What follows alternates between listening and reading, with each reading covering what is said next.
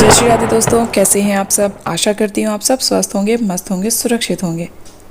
चलिए दोस्तों, आपके विवाह की कामना करते हुए आज आपको प्रदोष के दिन किया जाने वाला एक अत्यंत ही सरल और अचूक उपाय बताने जा रही हूँ। इस कलयुग में एक रामबाण से कम नहीं है यह उपाय। उम्मीद करती हूँ आप सबको अच्छा लगेगा, समझ में आएगा और आप सभी इस उपाय को करके अपने विवाह में आ रही बाधाओं को दूर करेंगे। तो बने रहिए मेरे साथ इस वीडियो के अंत तक और उपाय को ध्यानपूर्वक सुनिएगा, अच्छे से करिएगा, जिससे इसका फल आपको शीघ्र प्राप्त हो। और शर्त इतनी है कि उपाय पूरे विश्वास और श्रद्धा के साथ करिएगा, क्योंकि अगर आपका विश्वास डोला तो भगवान का आशीर्वाद डोल जाएगा। इसलिए कोई भी उपाय कभी भी करिए, चाहे वह उपाय कितना भी छोटा हो या बड़ा हो, बस विश्वास के साथ करिए। आडंबर की ज़रूरत नहीं है, भगवान आपका दिल देखते हैं। इसलिए अगर आपको सारी सामग्रियां नहीं उपलब्ध हो रही हैं तो आपके मन में जितना आ रहा है, जो आ रहा है, जिस तरह से आ रहा है, आप वैसे करिए। बस प्रेम और श्रद्धा पूर्वक करिए। भगवान पर अपने विश्वास को जाहिर कीजिए, क्योंकि आप अपने आप को धोखा दे सकते हैं लेकिन प्रभु को नहीं। उन्होंने आपको बनाया है, इसलिए वह आपके मन की सारी बातें समझ लेते हैं कि आपके मन में चल क्या रहा है। आपको उन पर विश्वास है या आप दिखावा कर रहे हैं। इसलिए मन शुद्ध करके पूरे विश्वास के साथ एक बार उपाय अवश्य करिएगा। यकीन मानिए, अगर आपने विश्वास के साथ यह उपाय या कोई भी उपाय आपने विश्वास के साथ कर लिया तो आपके जीवन में जो सुखद परिवर्तन होगा वह बस देखते ही बनेगा। लोग भी आश्चर्यचकित हो जाएंगे और आप खुद भी, कि ऐसा चमत्कार भी हो सकता है क्या। तो दोस्तों चलिए बढ़ते हैं वीडियो में आगे और देखिए वीडियो को और आप भी समझिए यह चमत्कार कैसे होगा। सबसे पहली बात कि यह उपाय जातक स्वयं अपने लिए कर सकते हैं या फिर माता पिता अपने बच्चों के लिए कर सकते हैं, बाकी कोई भी नहीं। यह उपाय प्रदोष के दिन किया जाना है। अगर आप प्रदोष निकलने के बाद यह उपाय देखते हैं तो इसे आप सोमवार के दिन भी कर सकते हैं। प्रदोष के दिन या फिर सोमवार के दिन, इन दोनों में से आप किसी भी दिन करें। प्रदोष के दिन करेंगे तो बहुत ही अच्छा है, क्योंकि यह दिन अत्यंत ही शुभ दिन है।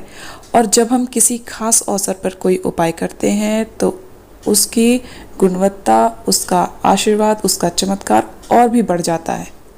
और क्योंकि इस माह में 8 तारीख को गुरुवार के दिन प्रदोष का व्रत पड़ रहा है, तो इस दिन आप सभी यह उपाय अवश्य करिएगा। तो चलिए जानते हैं उपाय में आपको चाहिए क्या क्या।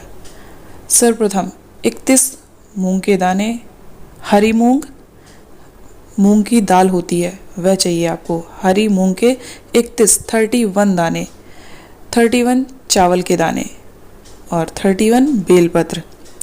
सफ़ेद और पीला चंदन चाहिए। 1 काली मिर्च, 11 जौ के दाने, 21 आंकड़े के फूल। प्रदोष के दिन सुबह ब्रह्म मुहूर्त में उठकर स्नान आदि करके सूर्यदेव को जल दें सर्वप्रथम। उसके पश्चात ये समस्त सामग्रियां लेकर मंदिर में जाएं। शिवलिंग के सामने बैठकर 31 मूंग के दाने जो आप ले गए हैं, नंदी महाराज के जो पैर उठा हुआ होता है उनके पास रख दें। जो 31 चावल ले गए हैं उसे पीले चंदन से रंग कर अशोक सुंदरी वाले स्थान पर अर्पित कर दें। और जो 31 बेलपत्र हैं उन पर हर एक पत्ती पर सफ़ेद टीका लगा दें, सफ़ेद चंदन का। और हो सके तो जो बेलपत्र की बीच वाली बड़ी पत्ती होती है उस पर ओम लिखें सफ़ेद चंदन की सहायता से।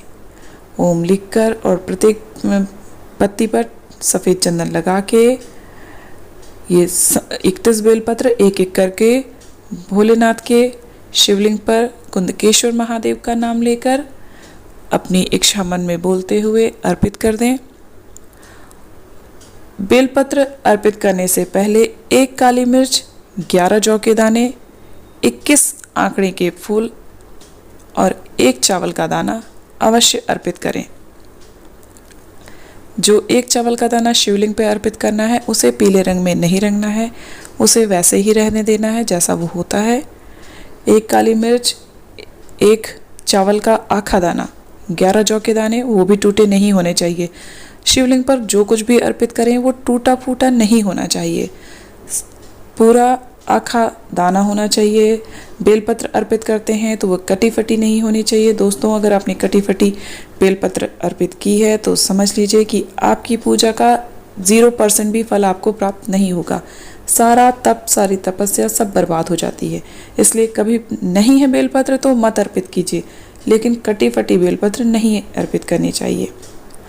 1 काली मिर्च, 1 चावल का दाना, 11 जौ के दाने अर्पित करने के बाद उसके ऊपर से 31 बेलपत्र सफ़ेद चंदन के टीके लगाकर, हो सके तो बीच वाली पत्ती पर ओम लिखकर, हो सके नहीं कर ही दीजिएगा, ओम लिखकर अर्पित करें और उसके ऊपर से 21 आंकड़े के फूल। अब आप कहेंगे कि सारे फूल कैसे आ पाएंगे शिवलिंग पर? 1-2 ऊपर रख दें, बाकी को गुलाई से शिवलिंग के चारों तरफ सजा दें, रख दें, जिससे कि शिवलिंग की खूबसूरती बढ़ जाए।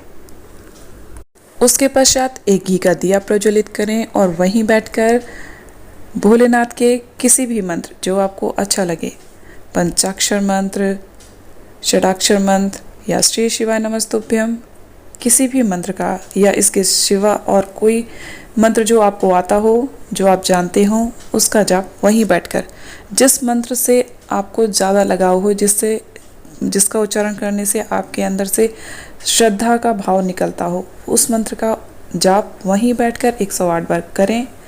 भोलेनाथ से अपने शीघ्र विवाह की प्रार्थना करें। और हाँ, भोलेनाथ की आराधना करने के बाद नंदी महाराज के कान में उनकी पत्नी देवी सुयसा का नाम लेकर जो प्रार्थना आप भोलेनाथ से करना चाहते हैं, नंदी बाबा के कान में बोल दें और उनसे कहें कि प्रभु, आप भोलेनाथ से कहिए कि वे आपकी विनती, आपकी प्रार्थना स्वीकार करें।